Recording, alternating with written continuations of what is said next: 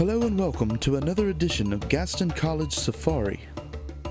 Today we observe a group of 4 locals on a quest to ascertain a classic member of the avian genus, namely the duck. The group wishes to fulfill their goal of capturing the duck for a Thanksgiving feast. Will they be successful in their efforts? Only time will tell. Our first hunter has spotted a small battling of ducks. He stealthily approaches the flock, taking extra care not to frighten them away. However, they are just out of reach. The hunter will have to try a different technique. Our next hunter has implemented weaponry into his hunting technique in the form of a metallic stick. He quickly approaches his prey, stick in hand. However, the ground near the water is quite slippery, and the hunter falls. The ducks have won this round, but how will they fare against the other 2 hunters? At this point in the day, ducks are far and few. Our next hunter will have to be very strategic and exceptionally quiet. Despite his efforts, it's all in vain. The ducks have effectively pieced out.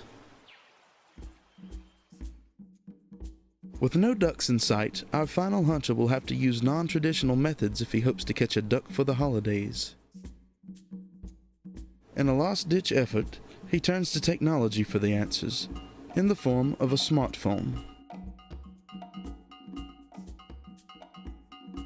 However, boredom quickly sets in, and within a mere matter of seconds, the hunter is asleep.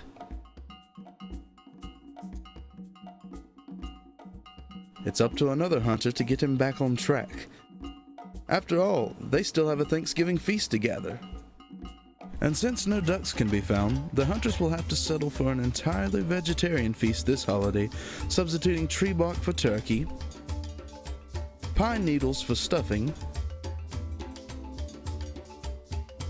pine cones for potatoes, and of course, grass for green beans.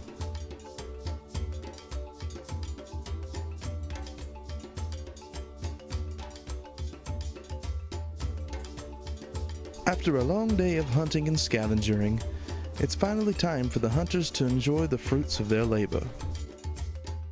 They have managed to gather a Thanksgiving feast fit for a king, if that king were a vegetarian and enjoyed the taste of dirt.